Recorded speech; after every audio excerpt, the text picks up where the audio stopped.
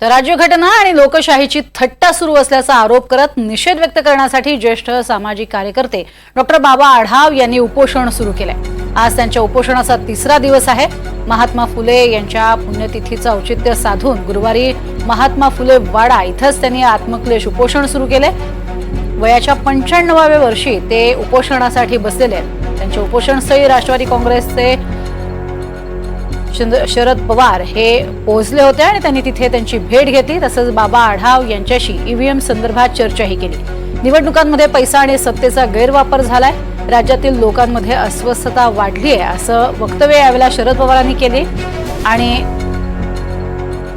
अगदी थोड्याच वेळात आता अजित पवार हे देखील बाबा आढाव यांच्या उपोषण स्थळी जाणार आहेत आणि त्यांची भेट घेणार आहेत। तर उद्धव ठाकरे हे देखील दुपारी 3 वाजता बाबा आढावांची भेट घेणार आहेत, त्यांच्या आंदोलन स्थळी जाणार आहेत।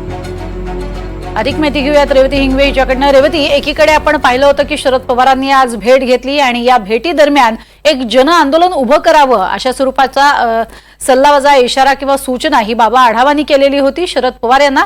आणि आता अजून महत्त्वाच्या भेटी होणार आहेत अजित पवार आणि ठाकरेंच्या। नक्कीच प्रज्ञा, तुम्ही म्हणला ते अगदी बरोबर आहे। शरद पवार असू दे किंवा बाबा आढाव असू दे, पहिल्यापासून ते अशीच भूमिका स्पष्ट करत आहे या आत्मक्लेश उपोषणाच्या द्वारे की लोकांनी रस्त्यावरती यायला पाहिजे, त्यांना त्यांचा अधिकार हा कळलाच पाहिजे। आणि त्याच पार्श्वभूमीवरती गेल्या 3 दिवसांपासून बाबा आढाव जे ज्येष्ठ सामाजिक कार्यकर्ते आहेत ते महात्मा फुले वाड्यामध्ये आंदोलन करत आहेत। आजच सकाळी शरद पवार त्यांना भेटून गेले आणि जेव्हा ते चर्चा करत होते तेव्हा बाबा आढावांनी असं देखील सांगितलं की भविष्य फार संकटात आहे जर या सगळ्या गोष्टी अशाच चालत राहिल्या, कारण यावेळेसच्या लोकसभा निवडणुका असू दे किंवा विधानसभा निवडणुका असू दे, दोन्हीही वेळेस पैशांचा महापूर झाला असं देखील त्यांनी यावेळेस स्पष्ट केलेलं होतं।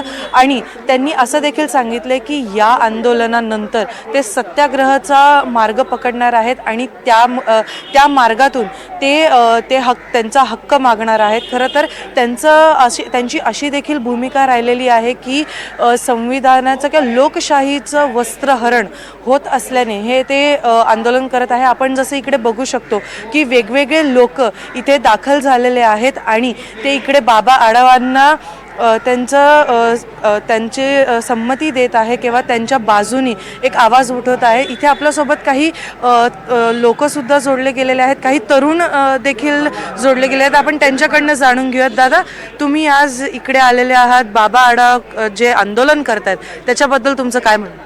बाबा आमचे वरिष्ठ आहेत, रिक्षा पंचायत, टेम्पो पंचायत आणि मातडी हमाल। काय बाबांनी म्हणजे आज एवढे 94 वर्षाचे आहेत बाबा, पण त्यांनी उपोषण करतात हे काय की हे सरकार एवढं हे झालेलं आहे म्हणजे। अरे बाई तुम्ही बोला, दोन शब्द तुमचं काय म्हणणं आहे? म्हणणं हे बाबा जे आज उपोषण हे 94 वयात उपोषण करतात ते म्हणजे ईव्हीएम विरोधात करतात की जे पद्धतीने आजची ही जी इलेक्शन म्हणजे निवडणुका झालेल्या आहेत त्याच्या विरोधात ते बाबांनी आज हे आत्मक्लेश उपोषण चालू केलेलं आहे की ही लोकशाहीची हत्या आहे। ह्या हिशोबाने बाबांनी जे उपोषण केलेलं आहे त्याकरता सर्व संघटना, सर्व राजकीय पक्ष जे एकूण पाठिंबा देत आहे। नक्कीच आपल्यासोबत काही तरुण देखील जोडले गेलेले आहेत। आपण नक्की त्यांच्याकडनं जाणून घेऊयात की त्यांचं या सगळ्याबद्दल काय म्हणणं आहे। दादा, आज तुम्ही इकडे आलेले आहात, काय म्हणणं आहे तुमचं? काय म्हणणं आहे तुमचं? आज आम्ही बाबांना पाठिंबा द्यायला आलेलो आहे। इलेक्शनमध्ये जे काय घोटाळे झाले त्याच्या विरोधात जे बाबांनी जे काय आंदोलन चालू केलं आहे त्याला पाठिंबा देण्यासाठी आज आम्ही इथे सगळे जमलो आहे। त्यांनी जे मुद्दे धरलेत की लोकशाहीचं वस्त्रहरण होतंय ते तुम्हाला पटतंय? हो, नक्कीच 100%। का तर लोकांनी ही निवडणूक हातामध्ये घेतली होती। नक्कीच रेवती। आणि आपण बघतोय की या प्रतिक्रिया येत आहेत बाबा आढाव यांच्या आंदोलन स्थळावरनं, तिथे उपस्थित असणाऱ्यांच्या या प्रतिक्रिया आहेत।